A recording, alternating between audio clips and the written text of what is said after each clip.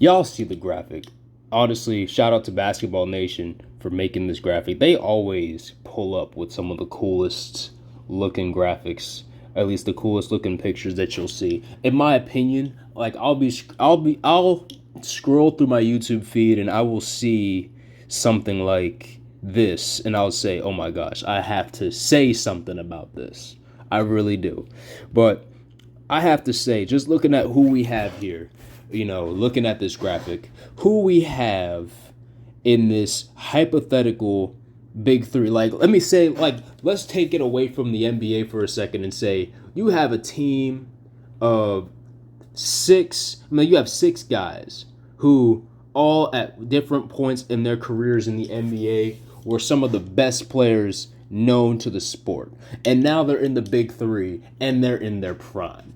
You got two teams. You got the team of James Harden, Tracy McGrady, and Hakeem Olajuwon, obviously the Rockets team, versus the team of Dwayne Wade, Jimmy Butler, and Shaquille O'Neal. You know what I'm saying? So I just want to go ahead and let's just talk about the accolades of these players thus far in their careers. All right, let's start off with the guards. So Harden and Wade. So on the side of Harden, you have a guy who has averaged 30 points a game, 36 points a game. He's won an MVP award. He's been the leader of the Rockets when they went all the way to the Western Conference Finals and lost to the eventual champion Golden State Warriors in 2018. That was, I want to say, yeah, that was 2018.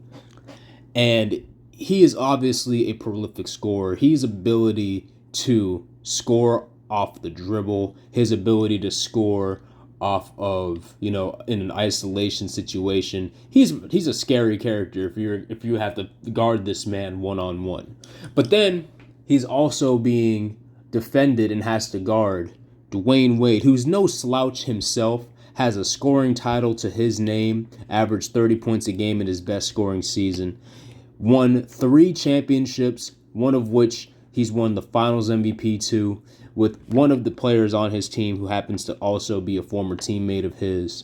Now, Dwayne Wade is no slouch when it comes to playing with all-star level talent. He's definitely not a selfish player because, as you can see, he knows how to contribute to winning basketball. He knows how to contribute when he's the lead guy on a team. He's definitely a candidate for a guy that you want.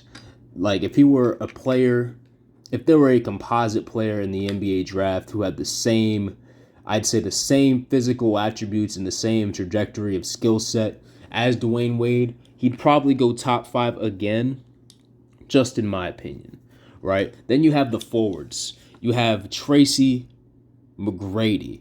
He is a guy who lit up the league for years, also a scoring champion. Unfortunately, though, he's never been quite the capable candidate when it came to leading his team out of the first round of the playoffs. He's never had the playoff success that makes people remember him as fondly as he would have been as other players. And it's hard to say exactly why Trace McGrady never really had that it factor that allowed him to lead his team out of the first round of the playoffs. But one thing I can say is that regardless of that, he is definitely a guy who you can give the ball to, and he's going to give your defense a lot of problems because he can score in a myriad of ways. He's got the mid-range game. He's got the inside game. He's got the outside game. He can score back to the basket. He can score face-up, not to mention his physical attributes, being 6'7", and being, I think, in his prime, he was like 200 something pounds. I think 220, 210. 220. And Tracy McGrady just has that it factor when it comes to his ability to light you up. He can light you up. And, of course, across from him, you have Jimmy Butler. Just ignore that little pin drop. You have Jimmy Butler, who was a guy who won Most Improved Player. I forget what year that was. I know that Paul George, I think he won it the year before Giannis did. So that was 2016 when he won the Most Improved Player, if I'm remembering correctly. Comment down below if I'm getting any of these facts wrong, because, some of this stuff is difficult to remember. But Jimmy has shown that he can be the lead guy on a team, even though he has been leading some of these teams well past his 30th birthday, deep into the playoffs, making it all the way to the finals, leading the Miami Heat at least to the Eastern Conference Finals or further within the last 3 seasons as their team's best player. And he's doing all this without a lottery pick on his team, nor another top 10 player in the NBA, or even a guy who is MVP caliber. And say what you want about the fact that the last year's Heat team were only an 8th seed. It's downright atrocious what he did to a lot of the teams that he faced against in the playoffs last year. He absolutely dog walked a lot of these teams, and then he still managed to beat the Celtics in 7. I think he just ran out of tank to do anything to be more than effective of a player by the finals. He needed more help. Nobody ever talks about how Jimmy Butler needs help, but that's kind of besides the point. Now that we've talked about the forwards, let's talk about the big man, the man in the middle. On the Rockets side, you have Hakeem Olajuwon, and on the Heat side, you have Shaquille O'Neal. Let's talk about Hakeem for a second here. Hakeem Olajuwon, obviously drafted number 1 overall in the same draft as the GOAT, in many people's opinion, Michael Jeffrey Jordan, as Skip Bayless would say. And I don't think the Houston Rockets are particularly upset about their decision to pick him over Jordan, considering he's done something that I don't think any other player in NBA history has done, which is to win the MVP, the Defensive Player of the Year, and then the Finals MVP all in the same year. I mean, that's just incredible. That is absolutely incredible. He's done all of it in the same season. Average, he's probably one of the few players, especially over 7 feet tall, to have gotten over 100 steals and 200 blocks as a big man. That can't be understated when it comes to a sport like the Big Three. Not only can he pick your pocket, but he can block your shot rather easily, right? And then you have Shaquille O'Neal, who is the ultimate mismatch nightmare. I've seen footage of this dude absolutely demolish defenses as they triple teamed him. There was a guy in front of him, a guy to his left, a guy to his right. Nothing. Just he gets the bucket anyway.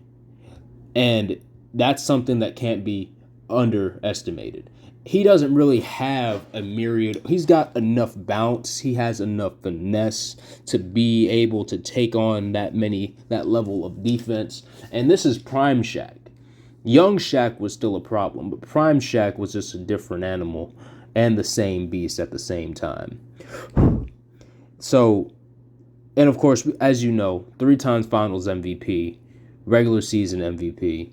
So on one side, you have 1 MVP, literally, and on the other side, you have 2, I want to say. I think Hakeem has only won 1 MVP in his career. So you have 2 MVPs in James Harden and Hakeem Olajuwon. But in terms of championships, you have a collective of, Shaq has 4, Wade has 3, so 7 on one side, and then on the Rockets side, Hakeem has 2 to his name, Harden has none, Tracy has none. He wasn't even lucky enough to get one while he was on the Spurs. But in terms of just how they match up individually, I would have to say Wade beats Harden. Butler probably beats Tmac. That's just my opinion. Butler beats Tmac, and the reason why I say that is because we've seen Jimmy Butler lock down a lot of very great wings. And when you look at the wing players he's got to guard today, especially with how much the face-up game is important, he would definitely have his problems dealing with Tmac, but I think they'd probably cancel each other out. And then it becomes Shaq versus Hakeem, right? If these if it comes down to it, I think that Shaq probably would beat Hakeem in his prime versus Hakeem beating Shaq in his prime. That's just in terms of matchup. Now, when it comes to the inside scoring game, I would have to give it to the Heat team. I believe that they would just have the edge in inside scoring. In terms of outside scoring, I would have to give the edge to the Rockets team. You just have three guys who can at least hit a jump shot consistently versus the guys on the Heat who just don't have that. But then you've got two guys who can play on the perimeter who are very good at defense, even if they're going up against some of the greatest offensive guys ever. And then you got to ask yourself, these guys are not slouches when it comes to their offensive metrics either. Jimmy Butler has averaged 20 points a game more than once in his career. Dwayne Wade, of course, a scoring champion. Now, can Tmac and James Harden, two guys who I don't think have ever made an all-defensive selection, do they have the juice to go up against these guys? I just don't think they do. I don't know. Is Hakeem playing all the defense and locking down the middle? Maybe. But I think Shaq also has that ability to do that against his players. And just in my opinion, I mean, my bias might show a little bit here because I am a Heat fan, but I honestly do think that the Heat have the edge. Like, if this were on a scale of 1 to 10, I would say that this Rockets trio is about and you have to complete the 10 scale. So this Rockets trio, in my opinion, in terms of what they bring to the table as a team, I would say they're a solid 8.7. 8.7, so an 87 overall out of 100. And I would say that this Miami Heat team, they're a solid 90 overall out of 100. It's pretty close. It's very close. It could go either way, but I would say that if it comes down to it, it's probably going to be the Heat team. That's just my opinion. Tell me what you guys think down below in the comments section. Also, thank you for watching this video. If you like it, please, leave a like, leave a comment or something. I don't know, whatever it is that you guys do. I enjoyed talking about this, and again, Basketball Nation, this was a great graphic and a great conversation to have. Tell me what you guys think in the comments section down below, and I'll see you on the next video. Hopefully things change up a little bit with the next couple of videos, but I'm definitely going to put out some more stuff like this pretty soon, so be on the lookout for that. Anyway, bye.